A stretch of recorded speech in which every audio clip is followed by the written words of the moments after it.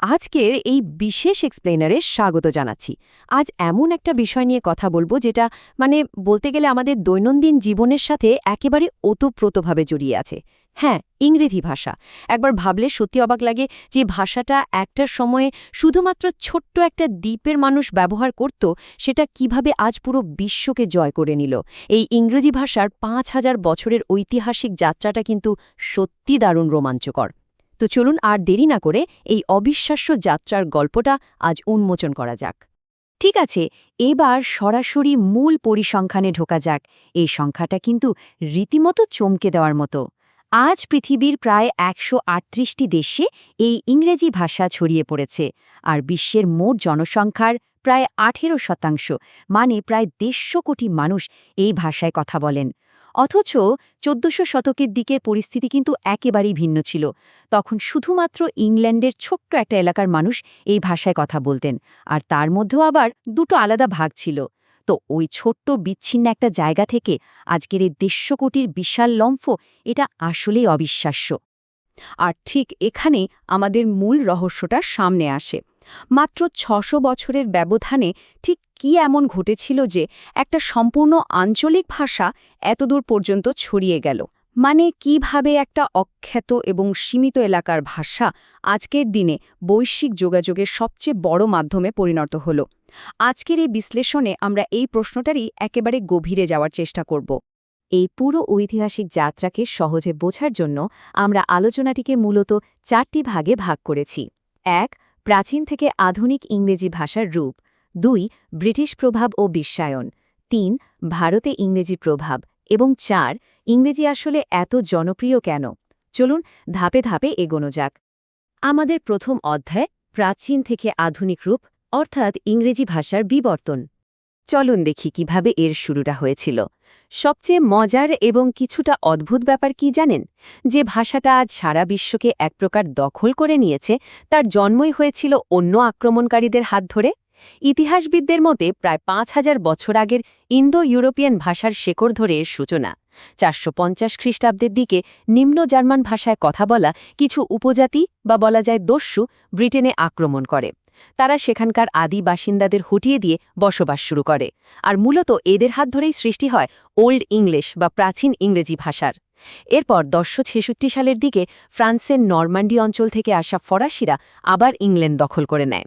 তখন ওই প্রাচীন ইংরেজি ভাষার সাথে ফরাসি এবং রোমান শব্দের একটা মিশ্রণ ঘটতে থাকে, আর এই মিশ্রণটাই জন্ম দেয় মিডল ইংলিশ বা মধ্যযুগীয় ইংরেজির। এরপর সবশেষে ১৫০০ শতকের দিকে ইংরেজি ভাষায় বেশ কিছু নতুন স্বরবর্ণ বা ভাওয়েল সাউন্ড যোগ হতে শুরু করে, আর এভাবেই উদ্ভব ঘটে মডার্ন ইংলিশ বা আধুনিক ইংরেজির। অবিশ্বাস্য হলেও সত্যি যে এই আধুনিক ইংরেজি মাত্র ৫০০ বছরের পুরনো। আর জানেন তো, উইলিয়াম শেক্সপিয়ার কিন্তু ঠিক এই আধুনিক ইংরেজিতেই তার বিখ্যাত উপন্যাস এবং নাটকগুলো রচনা করেছিলেন। এবার আসা যাক আমাদের দ্বিতীয় অধ্যায়, ব্রিটিশ সাম্রাজ্য এবং বিশ্বায়ন। ইতিহাসের ঠিক এই মোড়টাতে এসে পুরো চিত্রটা সম্পূর্ণ উল্টে যায়। যে ভাষার জন্ম হয়েছিল আক্রমণকারীদের হাতে, সেই ভাষাই এবার হয়ে ওঠে বিজয়ীদের সবচেয়ে বড় হাতিয়ার। সারা বিশ্বে ইংরেজির এই যে বিশাল প্রসার, এর পেছনে মূলত দুটো ভিন্ন যুগের প্রভাব রয়েছে। প্রথমটি হল ব্রিটিশ উপনিবেশবাদ। ১৭০০ শতকের পর থেকে ব্রিটেন যখন অস্ট্রেলিয়া, চীন, আফ্রিকা এবং আমেরিকায় তাদের কলোনি বা উপনিবেশ স্থাপন করতে শুরু করে, তখন নিজেদের আধিপত্য বজায় রাখতেই তারা সেখানে ইংরেজির প্রচলন শুরু করে। এর পাশাপাশি খ্রিস্টানদের প্রধান ধর্মগ্রন্থ বাইবেলের প্রধান ভাষা ইংরেজি হওয়াতেও কিন্তু এর প্রসার অনেক সহজ হয়েছিল। অন্যদিকে দ্বিতীয় যুক্তি হল আমেরিকান প্রভাব।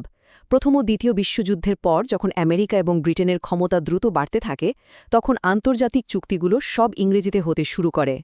ধীরে ধীরে আমেরিকা যত ক্ষমতায় এগোতে থাকে, তাদের পপ কালচার, হলিউড সিনেমা এবং আধুনিক প্রযুক্তিতে তাদের একচেটিয়া আধিপত্য, এই সব কিছু মিলে ইংরেজিকে সারা বিশ্বের একেবারে আনাচে কানাচে পৌঁছে দেয়। আমাদের তৃতীয় অধ্যায়, ভারতে ইংরেজির প্রভাব। এবার চলুন একটু নির্দিষ্ট একটা জায়গায় নজর দেওয়া যাক। একটা বিশাল ভৌগোলিক এবং সাংস্কৃতিক অঞ্চলে কিভাবে অত্যন্ত সুকৌশলে একটা বিদেশি ভাষাকে রোপণ করা হয়েছিল, এটা তারই একটা নিখুঁত কেস স্টাডি। ভারতে প্রায় ১৫০০টি ভিন্ন ভাষা প্রচলিত আছে। এর মধ্যে ২২টিকে জাতীয় ভাষা হিসেবে স্বীকৃতি দেওয়া হয়েছে। কিন্তু এত বিশাল এবং চমকপ্রদ ভাষাগত বৈচিত্র্য থাকা সত্ত্বেও পুরো দেশের অফিসিয়াল ভাষা মাত্র দুটো, হিন্দি এবং ইংরেজি। একবার চিন্তা করলে অবাক হতে হয় যে এতগুলো নিজস্ব আর স্থানীয় ভাষার ভিড়ে একটা বিদেশি ভাষা কিভাবে নিজের এত শক্ত একটা অবস্থান তৈরি করে নিল। এই বৈসাদৃশ্যটা সত্যি অবাক করার মতো, তাই না? তো আসল ব্যাপারটা হলো এই পরিবর্তনের পেছনে রয়েছে অত্যন্ত সুপরিকল্পিত একটা ধারাবাহিক ঘটনাপ্রবাহ। মুঘল আমলে ইংরেজরা ভারতে শুধুমাত্র ব্যবসার জন্য এলেও ১৭৫৭ সালে পলাশির যুদ্ধে জেতার পর ইস্ট ইন্ডিয়া কোম্পানি ধীরে ধীরে শাসন ক্ষমতা হাতে নিতে শুরু করে। তারা খুব দ্রুতই বুঝতে পারে যে ভারতীয়দের সংস্কৃতির মধ্যে ইংরেজি ভাষাটাকে ঢুকিয়ে দিতে পারলে তাদের ব্যবসা করাটা অনেক সহজ হবে। এরপর ১৮১৩ সালে আসে চার্টার অ্যাক্ট। এই আইনের পর খ্রিশ্চান মিশনারিরা ভারতে আসতে শুরু করে, আর বছরে ১ লক্ষ টাকা পারিশ্রমিকের বিনিময়ে তারা ভারতীয়দের খ্রিস্টান ধর্মের পাশাপাশি ইংরেজি শিক্ষাও দিতে শুরু করে। ঠিক এরপরই দৃশ্যপটে আসেন থমাস ব্যাবিংটন ম্যাকাউলে। তিনি ভারতে ওয়েস্টার্ন এডুকেশন সিস্টেম বা পশ্চিমা শিক্ষা ব্যবস্থা চালু করেন এবং অফিসিয়াল কাজগুলোতে ফার্সি ভাষার বদলে ইংরেজি ভাষার প্রচলনকে একেবারে বাধ্যতামূলক করে দেন। থমাস মেকাউলের এই নীতির পেছনে কিন্তু অত্যন্ত সুপরিকল্পিত একটা কৌশল কাজ করছিল। তিনি চেয়েছিলেন ভারতে ইংরেজি শেখানোর কাজটা ইংরেজরা নয়, বরং ভারতীয়রাই করুক। কারণ যখন একজন ভারতীয় অন্য একজন ভারতীয়কে ইংরেজি শেখাবে, তখন সেই সাংস্কৃতিক পরিবর্তনটা মেনে নেওয়া অনেক বেশি সহজ হবে। আর বাস্তবে ঠিক সেটাই হয়েছিল। উচ্চশিক্ষার জন্য ইংরেজি বাধ্যতামূলক হয়ে যাওয়ায় মাতৃভাষার পাশাপাশি ইংরেজিও খুব নীরবে ধীরে ধীরে সমাজের একেবারে গভীরে প্রবেশ করতে শুরু করে। কিন্তু দেশ যখন স্বাধীন হল, তখন ঠিক কি ঘটল? সূত্রানুযায়ী স্বাধীনতার পর ভারতের অফিসিয়াল ভাষা আসলে কি হবে তা নিয়ে বড়সড় একটা বিভ্রান্তি দেখা দেয়। যেহেতু ভারতে শুরু থেকেই নানা ভাষা ও জাতি মানুষ বসবাস করে, তাই শুধুমাত্র হিন্দিকে অফিসিয়াল ভাষা হিসেবে চাপিয়ে দিলে ওই বিশাল জনগোষ্ঠীর মধ্যে বড় ধরনের সমস্যা সৃষ্টি হতে পারত। আর সবচেয়ে মজার ব্যাপার কি জানেন? ভারতীয়রা ব্রিটিশদের শাসনকে প্রবলভাবে ঘৃণা করলেও ইংরেজি ভাষাকে কিন্তু কখনোই ঘৃণা করেনি। ফলে এত এত ভাষাভাষী মানুষের মধ্যে একটা ভাষাগত সমঝোতা হিসেবে স্বাধীনতার পরেও ইংরেজিকে একটা অফিসিয়াল ভাষা হিসেবে সগৌরবে রেখে দেওয়া হয়। এবার আমরা চলে এসেছি আমাদের চতুর্থ এবং শেষ অধ্যায়ে। ইংরেজি আসলে এত জনপ্রিয় কেন? এতক্ষণ তো আমরা এর ছড়িয়ে পড়ার ঐতিহাসিক কারণগুলো দেখলাম, কিন্তু এই ভাষার নিজস্ব কাঠামোগত মেকানিক্সগুলো আসলে কি? মানে ঠিক কোন জিনিসটাই একে আজকের দিনের সবচেয়ে মানিয়ে নেওয়ার যোগ্য একটা টুলে পরিণত করেছে? এখানকার সবচেয়ে কৌতূহলোদ্দীপক বিষয়টা হল, বিশ্বের অন্যান্য অনেক ভাষার মতো ইংরেজি ভাষার কোনো নির্দিষ্ট কেন্দ্রীয় নিয়ন্ত্রক সংস্থা নেই। কেউ কঠোরভাবে নির্ধারণ করে দেয় না যে ইংরেজি কিভাবে বলতে হবে বা কারা এটা ব্যবহার করতে পারবে। এর ফলে এটা অত্যন্ত সহজ এবং ফ্লেক্সিবল বা নমনীয় একটা ভাষা হয়ে উঠেছে। এটা অনবরত নিজেকে পরিবর্তন করতে পারে, খুব সহজেই সরল রূপ ধারণ করতে পারে। আর ঠিক এই কারণেই বর্তমানে পৃথিবীতে প্রায় ১৬০ ধরনের আলাদা আলাদা ইংরেজি অ্যাকসেন্ট বা বাচনভঙ্গি অস্তিত্ব লাভ করেছে। আর এটা চমৎকারভাবে প্রমাণ করে যে ইংরেজি ভাষা কতটা উদারভাবে শব্দ ধার করতে পারে। যখনই এই ভাষা নতুন কোনো সংস্কৃতির সংস্পর্শে এসেছে, সে বিনা দ্বিধায় তাদের থেকে শব্দ ধার করে নিজের শব্দ ভাণ্ডারকে আরও সমৃদ্ধ করেছে। এই যেমন ধরুন, হিন্দি থেকে জেল এবং জঙ্গলের মতো শব্দগুলো সরাসরি ইংরেজিতে ঢুকে গেছে।